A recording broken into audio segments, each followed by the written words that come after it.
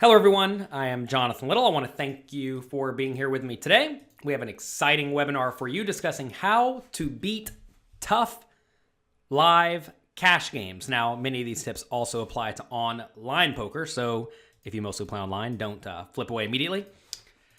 But before we get started, I have a big announcement for all of you. I've actually added another new coach to pokercoaching.com. Recently, we've added Jonathan Jaffe, who is a World Poker Tour champion, an absolute crusher. We added Tristan Wade, who's been teaching poker players to succeed for a long time. We added Lexi Gavin, who is a great high-stakes cash game player. And now we have another coach for you. So, can you guess who it is? I'll give you some hints throughout this webinar. Hint number one. He has over $10 million in live and online tournament cashes combined. So that kind of narrows it down right off the bat, right? You go from being, all the poker players to the top 0.001% of poker players. Go ahead, type your guesses in the chat box and give it some thought. So, at the end of this webinar, of course, I will review who that new coach is. So, how to beat tough live cash games. First, you have to learn how to play a fundamentally sound strategy. I know I say this a lot, but it seems to be something that a lot of people just forget. Tough players will make mistakes, and if you pay close attention to them and take notes on what they do wrong, you will be able to exploit them. But, if you don't play fundamentally sound, you're just going to be open to being maximally exploited by your opponents, which is not so good. So in this webinar, we're going to be discussing the optimal big blind pre-flop strategies, because that's the spot that gives a lot of people trouble. We'll also be discussing when to check raise the river, which is something that a lot of people just don't do, especially with a bluff. And then we'll also be discussing general spots to just apply aggression and put your opponents in bad spots. So, lesson number one, pre-flop big blind strategies. When you're playing deep stacked from out of position, you will drastically under-realize your equity, meaning you're just basically going to have to check fold a lot of the time when you miss, right? Which means that if your opponents are winning all the pots where both of you miss, that's very bad for you. You under-realize your equity. So when you're playing deep stacked from out of position, you want to be focusing on the suited and connected type hands that flop reasonably well, and you want to stop defending with just so many offsuit junky hands. Also, when you decide to 3-bet, when deep stacked, focus on hand playability against your opponent's calling range, as opposed to 3-betting with, let's say, blocker hands like ace-x offsuit, like you may end up doing in tournaments where your opponent's either going to be all in or folding, right? As you're deeper stacked, your opponent's going to be defending against your 3-bet with more hands, and therefore your post-flop playability matters more. So let's just take a look at two different strategies. As you see here, we have big blind versus low jack on the left, and then big blind versus button on the right. As you see, big blind versus low jack on the left, really just 3-betting the absolute best hands, right? Plus a few suited connectors, 6-5 suited, 5-4 suited, and then also some suited aces. Those bluffs essentially flop very well. And as you can see against the button, we're 3-betting with a wider range here, including, again, just a lot of hands that are very playable. We're not 3-betting hands like ace-5 offsuit or anything like that. And in fact, those are barely playable. You don't think I'm sharing my screen? All right, you can see the screen, fine. Okay, so as you see here, the hands that are played are essentially hands that have potential. One mistake a lot of people make against an early position raiser, if you're playing 6-handed, like you will in online games from under the gun is also the low jack seat. You see, a lot of people defend stuff like Jack-7 suited and 8-4 suited and Queen-2 suited from the big blind against the 3 big blind raise, but that's actually a very, very big mistake. And especially hands like Ace-8 offsuit, 9-8 offsuit, 7-6 offsuit. All of these hands are just not playable because you're out of position and you're going to under-realize your equity. You'd much rather just avoid all these spots completely.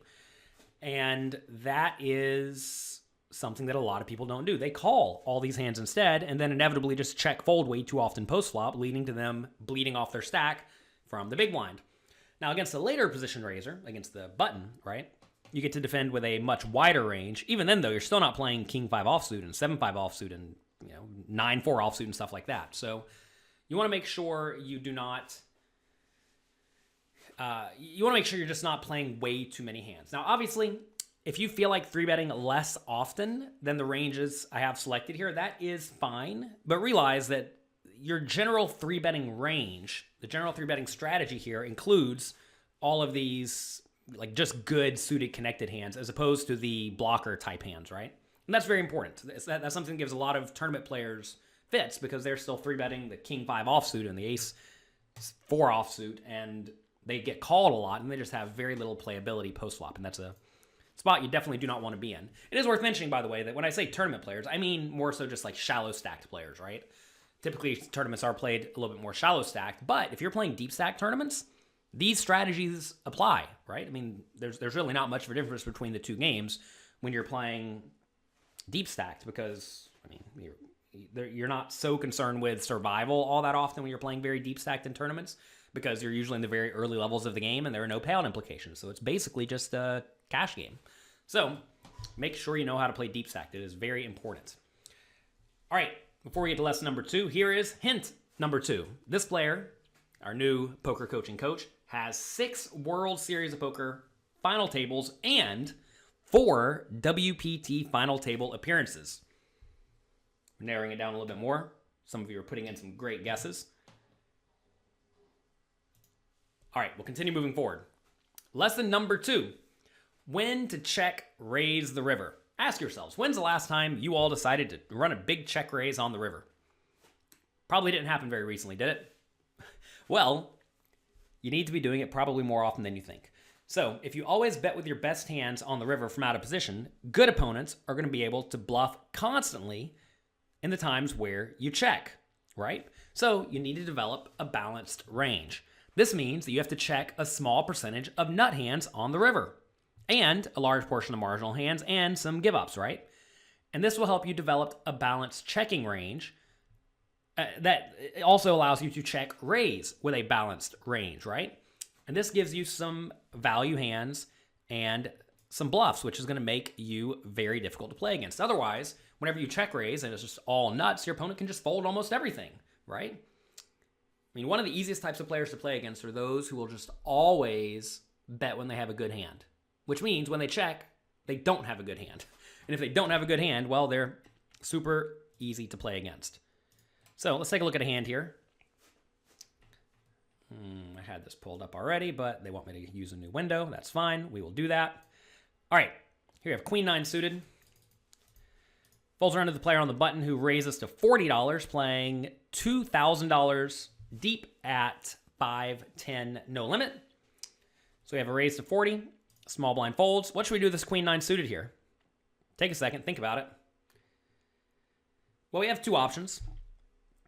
We can either call or we can 3-bet. We're definitely not folding. Remember, these suited connected hands play pretty well. If we go back to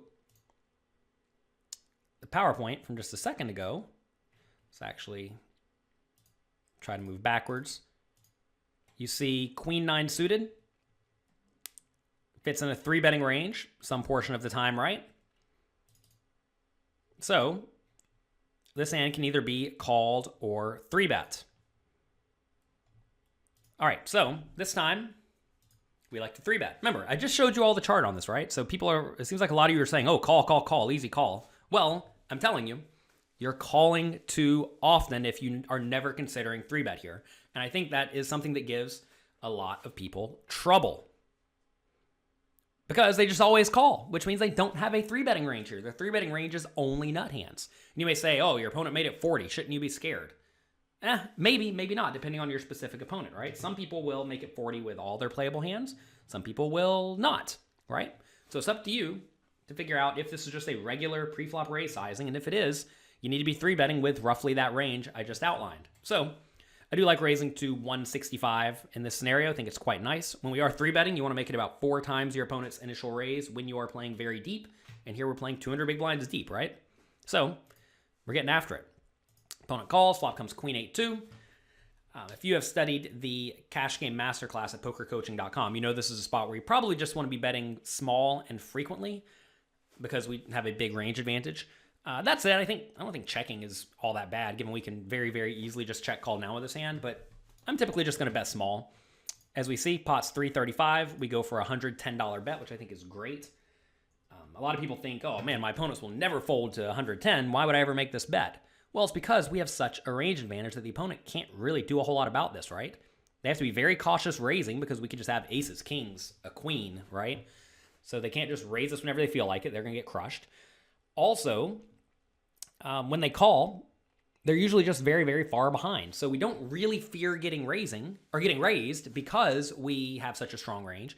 And if they call, they're usually just putting money in relatively poorly, right? So it puts them in a relatively tough spot. So either check or bet small. If we do check, we're not ever folding this hand, just to make that clear. So we do bet, opponent calls, turns of 4 clubs. And now we have backdoor flush draw. We can go 2 ways here. We can either check or value bet again. At this point, once you bet the flop and your opponent calls, they lose a lot of their just total garbage hands, right? So if they had 6-5 of spades on the flop, they're just always folding, right? So I'm not worried about those hands. What I'm worried about now is keeping my opponent in with all their really marginal stuff that will fold to an additional bet, like let's say pocket 5s. That's a hand that may call the small flop bet and now may feel inclined to bluff the turn. Or if he has king jack of spades, or king jack of diamonds, let's say, he's going to float the flop because he's getting great odds, and then he may feel inclined to bluff on all the turns whenever I check. So in order to get these really bad hands that have low equity to put money in the pot, I need to be checking in this scenario. Also, if I bet the turn and then bet the river with my top pair, I mean, yeah, I probably have the best hand, but when I bet the turn and the river, I'm probably going to get called by almost entirely better hands. It's not like I have the super nuts here, right? It's important to realize here I have a strong hand, but it is still a really good but marginal made hand. And at this point, once our opponent loses all their garbage on the flop, the ranges get a little bit closer in terms of range strength. So that should lead us to probably checking this turn. That is what we do this time. Opponent checks behind, which is a bit of a bummer. River's the ace of clubs. Okay, this is now an excellent spot to check. And the reason I say check is because now it's relatively easy for the opponent to have ace high. And if he doesn't have ace high, he probably has a hand that completely lacks showdown value. So, because if our opponent did have like king queen, he'd probably bet the turn, right? So the opponent probably has a hand either worse than a queen or an ace that improved. And if our opponent does have an ace, especially if it's a good ace, like ace king, ace jack, ace 10, ace 9, ace 8, right? Ace 2. All of those are going to feel very, very, very inclined to value bet the river. So this is a great spot to go for the check, looking to check raise. If the river was a king, I would also definitely go for the check raise, the king of clubs. If river was a jack of clubs, I'd probably be a little bit more inclined to bet then, because it's at least possible the opponent has a hand like jack 10, jack 9, something like that. But as you see here, this is a situation where I think we want to go ahead and check, because if I don't have an ace here, I'm going to be doing a whole lot of checking, right? If I have a queen, I'm just always going to check the river, right? So that's a marginal made hand that definitely wants to check. And, queen doesn't love it if I check and the opponent bets. So you want to make sure that you're protecting your range against strong opponents by check raising in this scenario some portion of the time with your effective nut hands. If the river wasn't a club, are we check raising then? No, because then we have a very clear marginal made hand. Then I would just be checking. Probably check calling. Because again, whenever I check twice on the turn and the river, it's going to induce the opponent to bluff, right? If the opponent raises the flop and kept betting, do we call down? Yeah, probably. Because again, your opponent really shouldn't be raising all that often, just because like what nut hands can they have, right? They can have pocket 8s, pocket 2s, there's 6 combinations of that. They don't really need to raise with aces or kings or ace queen on the flop, because they want to keep me in at that point, right? Because I'm drawing effectively dead. Not with my, well, even with my exact hand, but in general, I'm going to be drawing very near dead against those hands.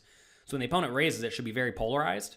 And the only logical bluffs here are the only logical value hands that would want to raise are pocket 8s and pocket 2s. So there's 6 combinations of that. But there are lots of combinations of jack 10, jack 9, 10, 9, 9, 7 of diamonds, 9, 7 of hearts, right? There's a lot of those that could potentially raise. Obviously, it depends a lot on your opponent's strategy, though, right? The idea of I'm just going to always call down against everybody is kind of ridiculous, because there are some nits that you should bet and then just fold if they raise, because you know they're never bluffing you. So it depends. I mean, that's often going to be the answer when your opponent takes a line that they should very rarely be taking, right? Because if they should very rarely be taking the line, it either means they're just doing it only with the nuts or usually just way too bluff heavy. So anyway, great spot to check the river. I check, opponent does bet, and I'm just going to be all in. Now, again, there are some people who you should probably raise a little bit smaller against because they really value not losing all their money.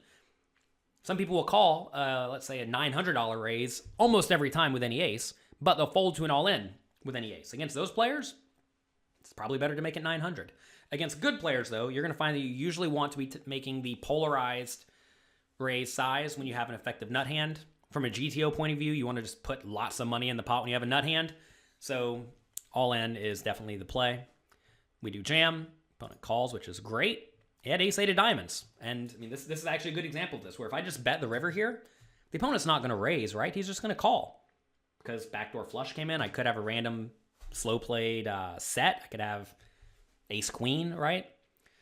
And so this is a scenario where if I just bet the river for any size, the opponent's always going to call, and I win. And that's what happens with a lot of people. They think, okay, good, I bet the river and my opponent called. That's great. It's like, let's say I did bet 400 here and my opponent called.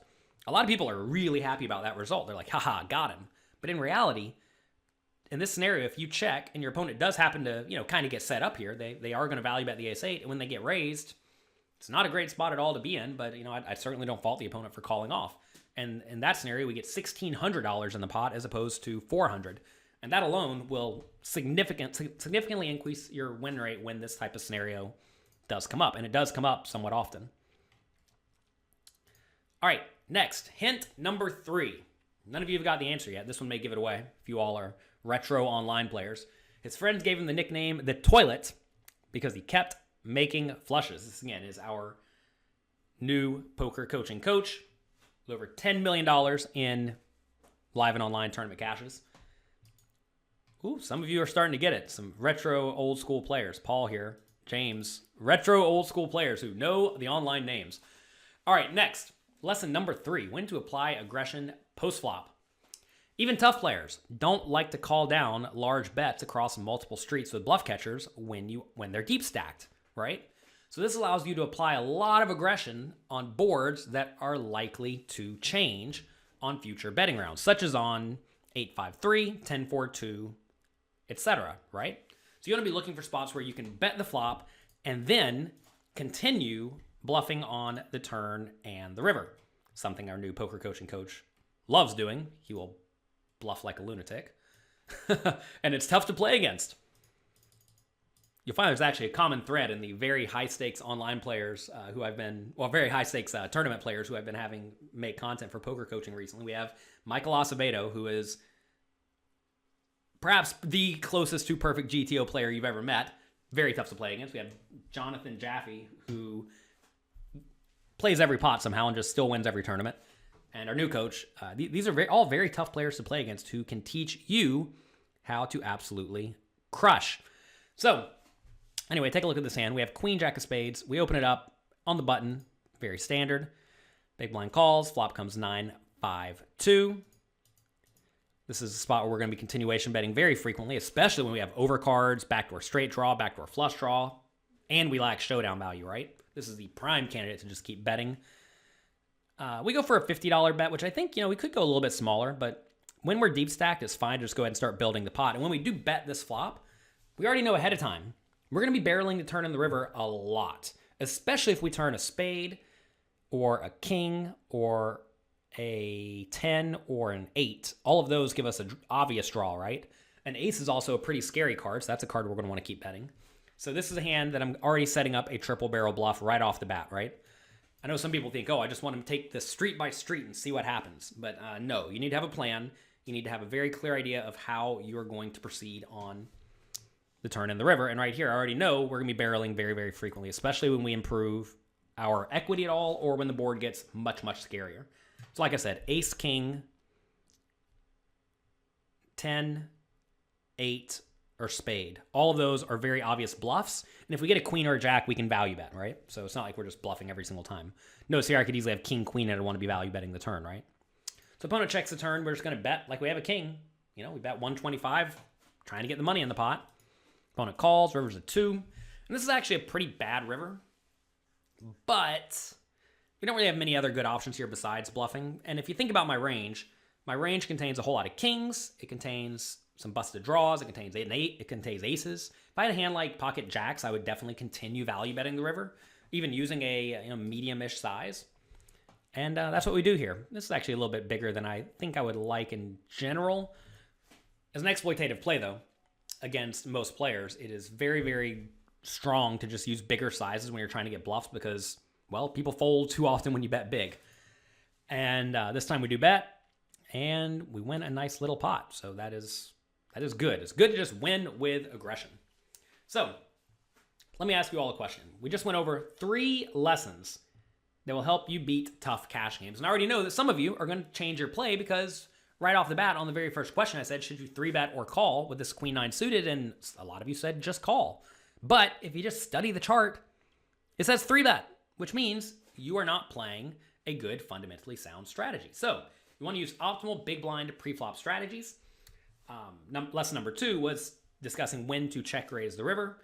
And lesson number 3 is when to apply aggression post-flop. I know a lot of you are just not running these triple barrel bluffs where you really need to be doing it. There are also 3 keys to beat the tough live cash games. Number 1 is to study constantly and improve daily. If you all participated in the poker coaching 30-day challenge we recently released, well, you're already working on that, right? We also just released learning paths at pokercoaching.com that will help you go through content on specific topics like, well, cash games or tournaments or whatever you're looking for, right?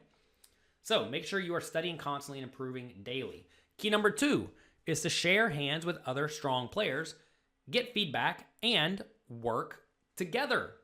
We have the Discord channel for pokercoaching.com where you can go and you can discuss poker hands with other great players. And also we have the forums where you can do the same thing depending on which format you like.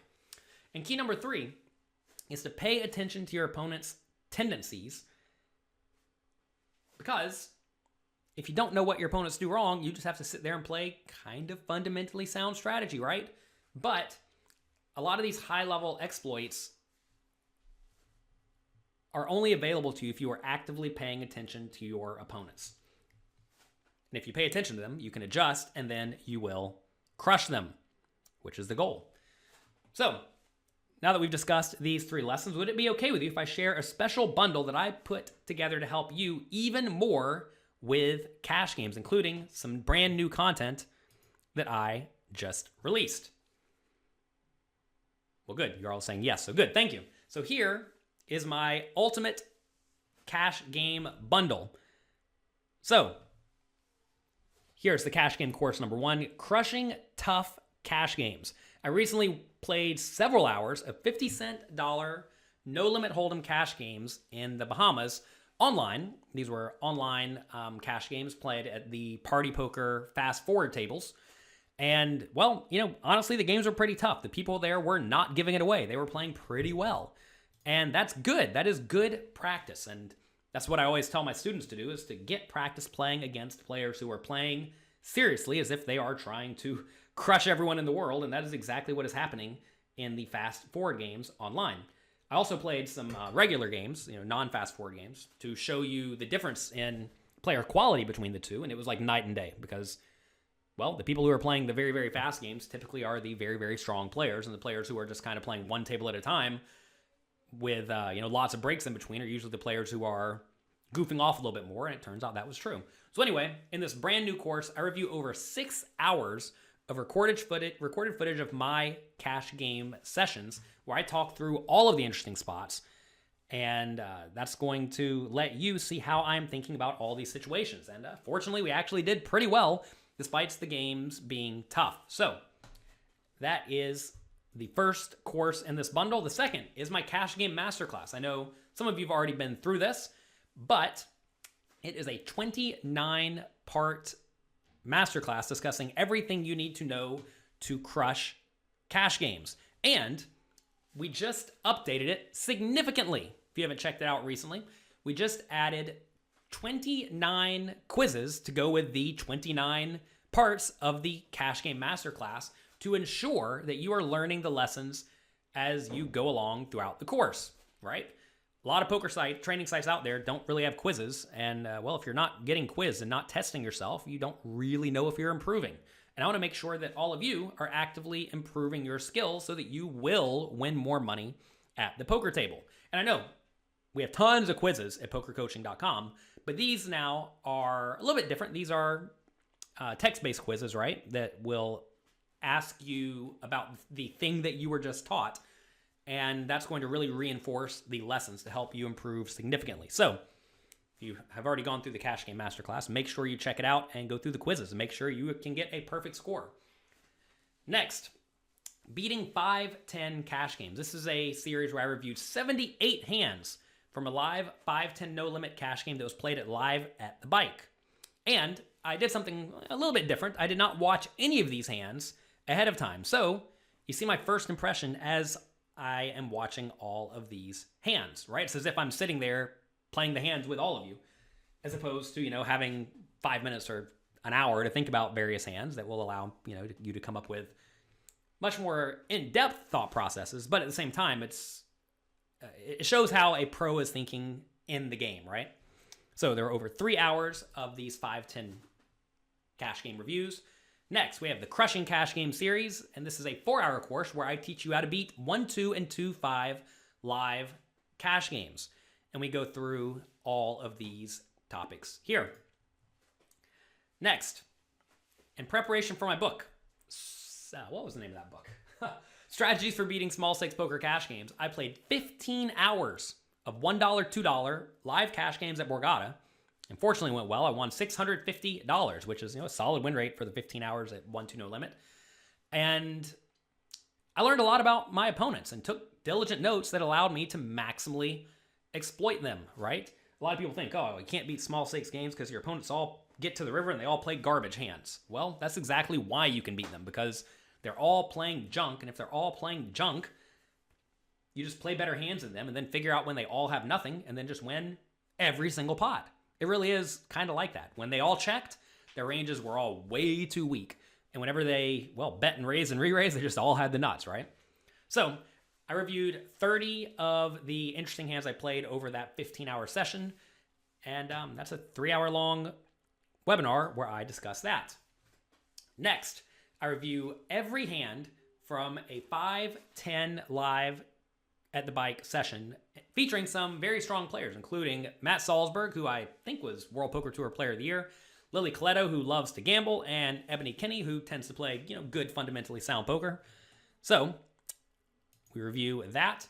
Next, as you see, we have a lot of courses in this bundle here. Cash game course number 7, the Live at the Bike 3-bet home game.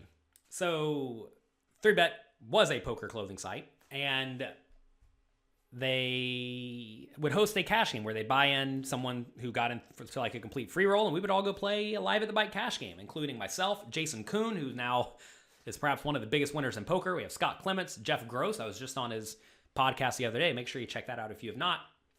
And Kyle Julius. So it was a loose, splashy, fun home game, but at the same time, everyone was in there actively trying to win. When I take notes, am I writing them down or are they all mental? Oh no, I definitely write down my notes. You should never trust your brain to remember things many, many hours later. If you want to see how I take notes, go to jonathanlittlepoker.com/notes. There I have a video explaining exactly how I do it quickly and efficiently at the table. Something a lot of my students have problems with is combating limpers. Remember how I just told you that a lot of the players have a difficult time playing against wide ranges, right? Well, I'd teach you exactly how to crush those players and teach you how to deal with early, middle, and late position limpers when you have all sorts of various hand strengths. So I go through 20 in-depth hands that illustrate the principles required for you to master if you want to crush frequent limpers. So if you're playing, especially live games at small stakes, well, that's the series for you. Next, we have my live No Limit Cash Game series. This is a in-depth 3-hour-long webinar where I discuss, all of these things here. I go through many, many concepts that you must master to succeed at cash games. I also discuss how to adjust to exploit all sorts of players you are likely to encounter. Course number 10, how to beat the loose live cash games. Again, it seems like this really is the question I get asked very, very frequently. How do you beat players who play all sorts of stuff and they seem to get to the river a lot. Well, I explain it right here in this course. We have two more left, two more courses. How to beat wild games, where I go through several very wild hands played at Stone's Gambling Hall, where Mike Postle used to play. Maybe that's why they look so wild. But I teach you how to play against these absolutely absurd players who play almost any two cards. And then the last course that is not taught by me, but it is taught by my student, Just GTO. He is a very, very solid winning online player, as you see here. He's winning 8 big blinds per 100 over about 100,000 hands. And he's doing great, which is good. This is what I want from my students. And to be fair, if you can just have a graph that looks like this is what you want. Because if you can see this type of graph over 100,000 hands, you're off to the races. All you have to do is just put in volume and you'll print money. So I had Just GTO make the How to Beat Online 6 Max Cash Games course. And in this course, he covers GTO preflop strategies, in-depth game theory analysis for single raise pots, 3-bet pots, and 4-bet pots. And he goes through and reviews various hands using the GTO solvers in this course, How to Beat Online 6 Max Cash Games. So, in this bundle, you are going to get, well, all of these things. As you see, we have 12 series for you. Total value for all these, if you were to buy them individually, from me would be $1,338. And take a second to think about this. If all this did was help you eliminate one leak from your game immediately and increase your win rate, would that be worth it? Well, what if all it did was help you identify and exploit your opponent's biggest mistakes for just one session? What's that worth, right?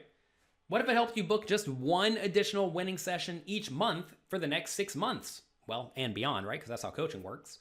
What would that be worth? Imagine you could just take your losing session and make it break even or even winning. Take a second and think about that. What is that actually worth? Well, instead of charging $1,338, because I realize you're not all high stakes crushers yet, we're going to have it available for you for $99 today. You can check it out right now at pokercoaching.com/cash bundle and make sure you use the coupon code CASH because it expires relatively soon. So head over there right now to sign up and immediately start improving your cash game skills. Now, you have 4 choices, right? Option number 1 is do nothing. You can just continue showing up and playing your best, and you're going to continue getting the same results that you've been getting, which, may be fine or maybe not fine, right? It's up to you. Option number 2, you can hire me for private coaching for $500 per hour, which, is actually a bit of a value because whenever you hire a private coach, you get all of their years of expertise distilled and given to you exactly in the method and format that you need to help you improve immensely in a short period of time. I mean, I personally have spent over $25,000 for private coaching throughout my career, and it has been worth every single penny. I actually wish I spent way more early in my poker career because it's just a no-brainer, really. Option number 3, try the Ultimate Cash Game Bundle that I just presented for just $99, risk-free for 30 days. If you don't like it, return it. If I don't help you improve, I do not want or deserve your money. I know there are a lot of training sites out there that refuse to give refunds and they charge, $1,000 for a little bit of content. That's not what we're trying to do here. I'm trying to actually help you improve long-term and provide immense value. So, if you do that, you'll get 43 hours of training that can help you crush the cash games up to 5-10 no limit and higher. And like I said, if you don't love it, I don't want your money. I don't deserve it. And now there is a 4th option, but that's not for everyone. But it is for some of you, and I definitely think it is the best option. So, the 4th option that we have for you is to get Poker Coaching Premium. This is a training site that I wish I had when I started learning poker, and it is the site that I use every day to continue learning how to improve my skills. I mean, I've actively been out there hiring many of the best players and coaches in the world because I want to learn from them, right? And I know you all do too. So if you do sign up to Poker Coaching Premium, you get the Ultimate Cash Game Bundle for free when you try Poker Coaching Premium. You just get it, right? You'll also get instant access to over 54 additional poker courses inside of Poker Coaching Premium. As you see, we have all of these discussing cash games, tournaments, mindset, tells, etc., etc., etc. So, also in Poker Coaching Premium, you get access to 730 interactive hand quizzes, and we're adding more every single week. Also, 70 video classes where I go through very specific topics to help you all so far. Matt says here in the chat that Poker Coaching Premium is worth every penny. Next, you get access to 40 challenge webinars where I ask you how to play your entire range in various scenarios. We also have 30 coaching webinars with many of these best players in the world, including we see here Matt Affleck, Alex Fitzgerald. We discussed a few of the other ones. Also, like you see here, we add additional content every single month because, like I said, we're not just trying to make one thing and say, here, get this and, forget about us, right? I'm trying to actively help you long-term improve your skills so that you can become the absolute best player you can be. Speaking of our coaches, here's one final hint for those who have not gotten it yet. He was the World Poker Tour Player of the Year for Season 8. I was World Poker Tour Player of the Year in Season 6, so he did it 2 years after me. It is, we have drum roll, Faraz Jaka. There he is. I'm really excited to welcome Faraz Jaka as our new coach at PokerCoaching.com. Like I said, he gets in there and he battles, and I want to learn from the players who are battling. So, who is Faraz Jaka, for those who do not know? Over $10 million in live and online tournament cashes, 6 World Series of Poker final tables, 4 World Poker Tour final tables. He was the World Poker Tour Player of the Year. And for the first time ever, Faraz is going to be sharing his exploitative secrets exclusively for Poker Coaching Premium members. So, available right now, if you go to PokerCoaching.com, there are, or at least there should be, weekly poker quizzes and articles from Faraz. And coming up in February, we're going to have 2 classes by him, Exploitative Strategies to Crush Live Poker Tournaments, Part 1, Increasing Your Preflop Open and 3-Betting Tendencies, and Part 2, Turn and River Bets. And we have a lot of additional classes coming up over the next few months already lined up, including utilizing information available to maximize your edge, and discussing things like pre-game, in-game, and post-game routines to hack into playing your absolute best. So,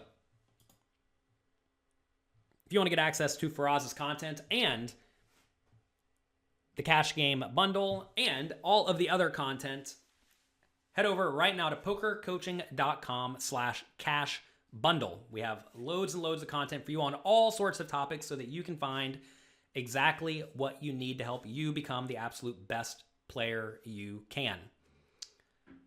So now, if you all have any questions, I am happy to answer them. I see some of you have questions already. Louis Philippe says he is pumped for another great coach for poker coaching, which is awesome. Paul says the value for Poker Coaching Premium just went up. Well, that's the goal, right? I am trying to make it a no-brainer for you to sign up because, well, that's how I get paid at the end of the day. And also, that's how you are going to improve your skills as fast as you possibly can, right? Louis Philippe says, investing in yourself is so important. It is.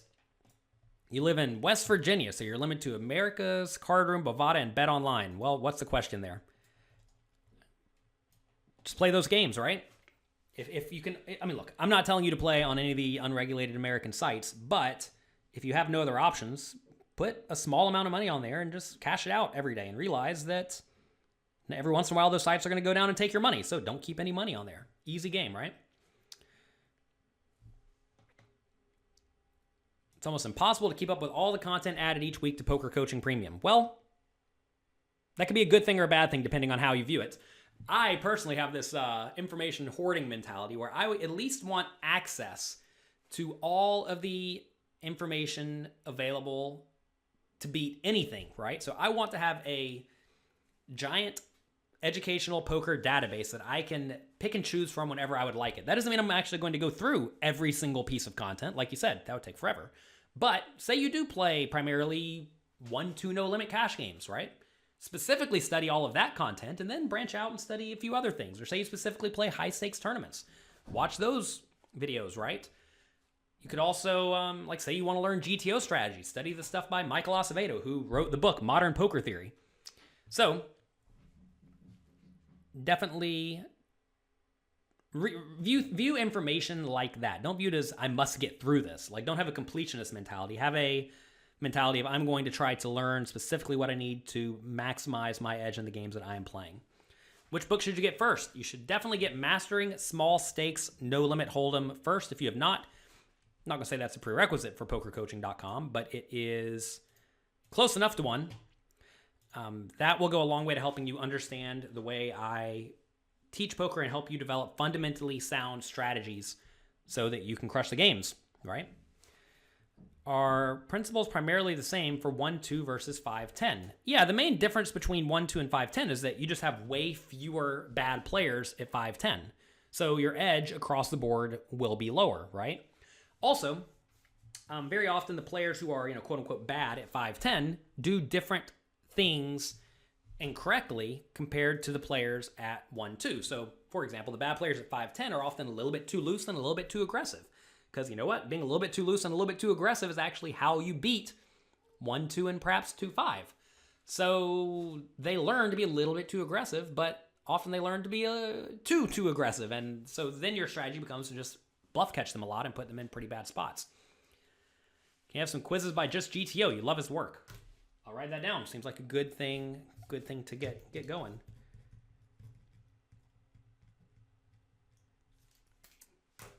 You all may not know this, but I actually get a lot out of talking with all of you in these webinars because you give me tips to help make poker coaching better. I love hearing from all of you. It's actually why I have my morning show, A Little Coffee, Monday, Wednesday, Friday at 9 a.m. Eastern Time. I sit down, have a cup of coffee, and talk to all of you for about an hour about whatever is on my mind and your mind. And I learn a lot about myself, I learn a lot about you, and I learn a lot about how to continue to give you more and more value. What percent of the time are we 3-betting that Queen 9 suited? It's not 100% of the time, right? It doesn't have to be 100% of the time. The nice thing about the implementable GTO charts we made in the tool section at pokercoaching.com is that if you just blindly follow them, you're not going to be playing the perfect GTO strategy. But if you do follow exactly those charts, you're going to be 3-betting at roughly the optimal percentage. So, like, in reality, maybe Queen 9 suited 3-bet, let's just pretend, half the time, and Queen 8 suited is 3-bet, let's say, 25% of the time, and Queen 7 is 3-bet 25% of the time. What we can do is we can take all of the Queen 9, Queen 8, and Queen 7 and just put it into one specific hand. That way you can just blindly follow that chart, and you'll be playing not perfect GTO, but close enough to GTO. And that's going to go a long way to making sure you're using the right frequencies. What a lot of people may do is they'll see a chart like that, and they'll think, all right, I'm going to 3-bet Queen 9 suited sometimes. But then if you 3-bet every hand on the cusp only half as often, what's going to end up happening is you just aren't 3-betting nearly often enough. There are actually instructions in those charts explaining how to use them, so make sure you read the documents there. Yeah, we need a search feature. Thanks, Matt. We are working on that. Is it not better to grind 1-2 with a 20 big blind win rate with a low swing than 2-5 with an 8 big blind with a bigger swing? Well, why would you want to play bigger? Let's just think about this for a second. You want to play bigger for a few reasons. One is because you'll win more money per hour, right? Say you're winning 20 per 100 or 8 per 100 at 2-5, 20 per 100 at 1-2 or 8 per 100 at 2-5. In terms of like just having a nice, slow, consistent upward graph, you'd rather play 1-2. But you probably won't be testing yourself against better players, which, I mean, say you could move to 5-10 and make 6 big blinds per 100 with, even bigger swings. Well, that might actually be the play, right? Because then you're making $60 an hour instead of 40. And I think that is often what you will see if you are getting better at poker. But if you're only playing the 1-2 games and just, effectively beating up on the weaker players, for lack of better terms, I think that you will find that your skills don't improve nearly as fast, right? And you want your skills improving quickly. And you do that by studying a lot and by playing against players who are, actually testing your skills. So once you get a decent bankroll, the idea of caring about swings kind of goes out the window. But I get that idea. I mean, like, I used to play 5-10 no limit at Bellagio all day, every day, making about 12 big blinds per 100. I can move to 10-20, make about 7 big blinds per 100. That's about what I want at, so slightly higher. Or I could go to 2550 and, maybe win, maybe not. I don't know. I never really got a gigantic sample because the game didn't run all that often. But what did I typically play? I often ended up just playing the 5-10 game because the swings were way less. And back then, I was not properly bankrolled for the 25-50 game and, probably barely bankrolled for the 10-20 game, assuming I thought I had a much lower win rate than I have. I'm a big fan of drastically underestimating my win rate so that I never, ever, ever, ever, ever go broke. I'd rather not go broke in exchange for a little bit of potential earnings. Plus, I had a sample that showed that you make just a tiny bit more money, right? So it does become a math problem to some extent, but I definitely learned a lot more when I was playing the higher stakes games. Right? So what is that worth? That kind of thing is difficult to put a dollar amount on.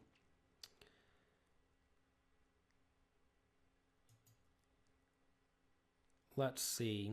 When thinking about bankroll, do you prefer to be patient and work to build up your bankroll, or is it okay to build a bankroll while playing? For example, well, I mean, whenever I'm playing, I'm usually buying in for about 100 big blinds or more. I'm not sure exactly what you're asking, CJ, but no, just play within your bankroll. Read jonathanlittlepoker.com/bankroll. There I have my bankroll Bible. It's completely free. Go there, read it. That'll give you my thoughts on bankroll. It's about 20 pages long, not too big, but check it out. Is there a way to recommend certain courses based on what you perceive your current weakness to be? Well, yeah, I mean, you can self-direct yourself, right? Like say you know that you want to study GTO things, right? Go to the GTO content and find them. Say you want to discuss crushing the Limpers, right? That's why I put this combating Limpers webinar here as part of this cash game bundles, specifically because I knew that would be something that a lot of people had problems with, right? We discussed how to play against the loose aggressive players, right? I knew that's something else that gives people problems. So pretty much whatever you have a problem with, other people do too, and they've told me that they have problems with it. Whenever you all tell me that you have problems with something in poker, I either direct you to the class that I made to discuss it, to help you with it, or if it's not there, I make it, right? Again, I don't have just 5 hours of content on my site and say, well, if I don't have it, sorry. I say, okay, well, clearly we're lacking something, so I need to make this for you. So if you need help with something that's not on the site, send me an email, let me know, and I will make it. That's my job, right? To continue providing value and help you become the best you can be. Let's see. You like the 30-day challenges? Well, good. It helps starting up the day. I'm glad to hear it. At the moment, let's see. So you're crushing the live cash games. Well, good. You're probably running hot, but that is A-okay. But you're finding leaks. That's exactly what you want to hear, Luck. I want to hear that you are continuously improving your skills and becoming a better poker player. So if you have any other questions, let me know before we wrap it up for today. I want to thank you all for being here. Hope you learned a lot.